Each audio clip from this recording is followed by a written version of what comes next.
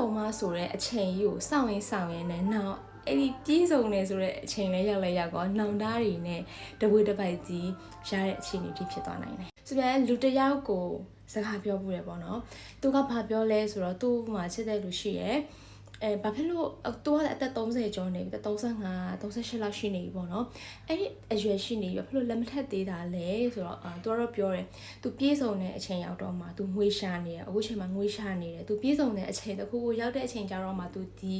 သူချစ်တဲ့လူကိုလက်ထက်မယ်ပေါ့နော်လက်ထက်မယ်ပြည့်စုံထားခြင်းတယ်အဲ့လိုမျိုးပြောရပေါ့နော်သူထားခြင်းတဲ့ပုံစံသူချစ်တဲ့သူထားခြင်းတဲ့ပုံစံတော့သူပြောတာပေါ့သူ့ပေမဲ့စမြက်ကသူမေးလိုက်တယ်ပြည်စုံတဲ့အချိန်ကဘယ်အချိန်ကိုပြောတာလဲလို့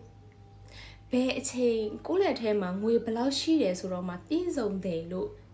့ယူဆတာလဲလို့ဘယ်လောက်ရှိမှပြည်စုံမှာလဲပေါ့နော်သူအဲ့မေးခွန်းမေးလိုက်တဲ့အခါမှာသူတိတ်သွားတယ်သူဘာပြောမှမသိတော့သူစဉ်းစားသွားတယ်ပေါ့နော်ဆိုတော့အင်းနဲ့ဟုတ်တယ်အဲ့ဒါလည်းဟုတ်တာပဲပေါ့နော်ဒီပြောစကားလည်းဟုတ်တာပဲဆိုတော့ပြမယ်လူတယောက်မှာပြည့်စုံတယ်ဆိုတာကအတိုင်းထက်အလွန်အခုချိန်မှာအရန်ချမ်းသာပါတယ်ဆိုတော့ဦးစောစောတို့ဒီအရန်ချမ်းသာရဲ့လူဘသူမဆိုတွားမိလိုက်သူတို့ပြည့်စုံပြီလားလို့သူတို့ရဲ့ဘဝပြည့်စုံပြီလားသူတို့ရဲ့ဘဝကောင်းမွန်နေပြီလားအခုချိန်นี้မှာအရန်ချမ်းသာနေပြီကိုယ့်ရဲ့စိတ်ထဲမှာကိုယ်ရမြင်မှာတော့အရန်ပြည့်စုံနေပြီအရန်ချမ်းသာနေပြီအရန်ကောင်းမွန်နေပြီလို့ထင်နေတဲ့ဘဝကသူတို့အတွက်ပြည့်စုံရဲ့လားလို့သူတို့မေးကြည့်လိုက်အဲ့တော့ပြည့်စုံတယ်သူတို့ဘဝကတကယ်ပြည့်စုံနေတယ်ဆိုလို့ရှိရင်ဘယ်သူကပတ်စံရှာတော့မှာလဲဟုတ်တယ်မလားပတ်စံမရှာတော့ဘူးလေသူတို့ဒီ process ကြီးကိုသူတို့ရက်လိုက်မှာပေါ့ဟုတ်တယ်မလားငွေရှာတဲ့ process ကြီးကိုရက်လိုက်မှာပေါ့သူတို့တည်တဲ့အထိကိုသူတို့ဒီငွေကိုရှာနေကြတာပဲလေဆိုတော့အဲ့သူတို့စီမှာမပြည့်စုံလို့လားno မပြည့်စုံတယ်မပြည့်စုံဘူးဆိုတာကကိုယ့်ရဲ့ခံယူချက်ပေါ်မှာမှုတည်ရပေါ့နော်ဆိုတော့ခုနကပြောသလိုဘယ်လိုနောင်နာရမှာလဲဆိုတော့ကိုပြည့်စုံတယ်လို့ခံစားရတဲ့အချိန်မှာအသက်တွေကကြော်လွန်သွားပြီအသက်တွေကဥပမာအရွယ်လွန်သွားပြီပေါ့နော်ပြောချင်တာကအခုချိန်မှာတော့သူ့ရဲ့အသက်30ကျော်40နာကတ်နေတဲ့အချိန်မှာ तू ကအိမ်တော်မပြုတ်သေးဘူးလက်မထက်သေးဘူး तू ဘယ်အချိန်မှလက်ထက်မှာလဲ तू ဘယ်အချိန်မှယူမှာလဲသူပဲချိန်မှကလေးယူမှာလေဟုတ်တယ်နော်စဉ်းစားစရာတွေကအများကြီးပဲအဲ့ဒီချိန်လေးကြော်သွားပြီးတော့မှ तू ဘာသွားလုပ်လို့ရမှာလဲဆိုတော့အဲ့ပထမတစ်ချက်ဒုတိယတစ်ချက် तू ငွေရှာရပဲထား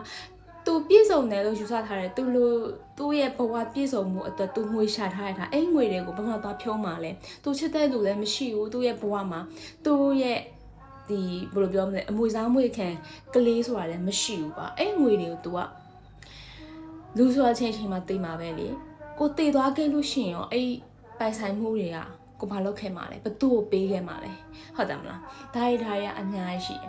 ဆိုတော့ဒီဘက်ကပြချင်တာကအဲ့အခုကြည့်နေတဲ့တဲမှာတော့ပြည်စုံမဆိုတဲ့ယူဆချက်ကြီးကိုလက်ကင်ထားတဲ့လူရှိလားလက်ကင်ထားရဲဆိုလို့ရှိရင်တော့အဲ့ဒီဟာကြီးကိုရှိတော့ရှိတဲ့နယ်ပေါ့နော်မလွှတ်ချနိုင်လို့တော့မပြောဘူးရှိတော့ရှိတဲ့နယ်ကိုချစ်တဲ့လူနဲ့အတူဒီပြည့်စုံတဲ့ဘဝကိုရဖို့အတွက်ဆက်ပြီးတော့စူးစမ်းသွားလို့ရတယ်အဓိကအရွယ်မလွန်သွားစေနဲ့အရွယ်လွန်သွားတဲ့အခါကျတော့ကိုဘာမှလုပ်လို့မရတော့ဘူးဟုတ်တယ်မလားအဲ့ချိန်ကျတော့မှကိုလက်ထက်ချင်ပါတယ်ကိုချစ်တဲ့လူနဲ့တူတူနေချင်ပါတယ်ဆိုပေမဲ့လည်းအဲ့ဒီချစ်သူကလည်းအခြားတစ်ယောက်စီပါကောင်းပါသွားလိမ့်မယ်ပေါ့နော်ကိုချစ်ရတဲ့သူကလည်းအဲ့အတွက်ကြောင့်အရွယ်မလွန်ခင်အရွယ်မတိုင်ခင်ပေါ့နော်ကိုချစ်တဲ့သူနဲ့ပျော်ရွှင်ရှင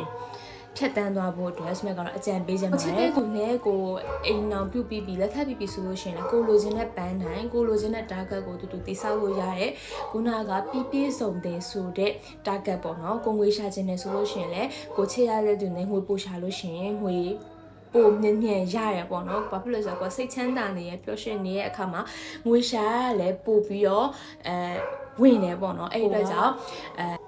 ်ခုနပြောသလိုမျိုးအချက်တွေနဲ့ကိုက်ညီနေတယ်ဆိုလို့ရှိရင်အခုကနေစပြီးတော့အကောင့်ထဲပေါ်လိုက်ပါလို့ပြောချင်ပါတယ်အချိန်ကြီးကိုပြည့်စုံတယ်ဆိုတဲ့အချိန်ကြီးကိုစောင့်နေပါနဲ့လို့ပြည့်စုံတယ်ဆိုတာကဘယ်တော့မှပြည့်စုံမှာမဟုတ်ပါဘူးလို့အဲ့ဒါကိုပြောချင်ပါတယ်လူရဲ့ဘဝမှာကအလိုဆန္ဒတွေကအတော်မတက်ဘူးပြည့်စုံတယ်ဆိုတာကဘယ်တော့မှရှိလာမှာမဟုတ်ဘူးအဲ့ဒီအတွက်ကြောင့်ကိုကပြည့်စုံတဲ့ဘဝကိုတိဆောက်ချင်တယ်ဆိုလို့ရှိရင်ကိုယ့်ရဲ့ဘဝကိုယ့်ရဲ့ life မှာပျော်ရွှင်ဖို့လည်းအရန်လိုအပ်တယ်ကိုယ့်ရဲ့စိတ်ချမ်းသာနေမယ်ပျော်ရွှင်နေမယ်ဆိုလို့ရှိရင်ကိုလိုချင်တဲ့ပန်းတိုင်းကိုယ့်ရဲ့ target ကိုလိုချင်တဲ့ပြည့်စုံတဲ့ဘဝကိုလည်းနည်းနည်းရရှိမှာအမှန်ပါလို့အဲ့ဒါလေးကိုအ အကြံပြုရင်းနဲ့ဒီနေ့နောက်ဆက်လိုက်ပါတယ်နော်အားလုံးကျမချမ်းသာကြပါစေနော်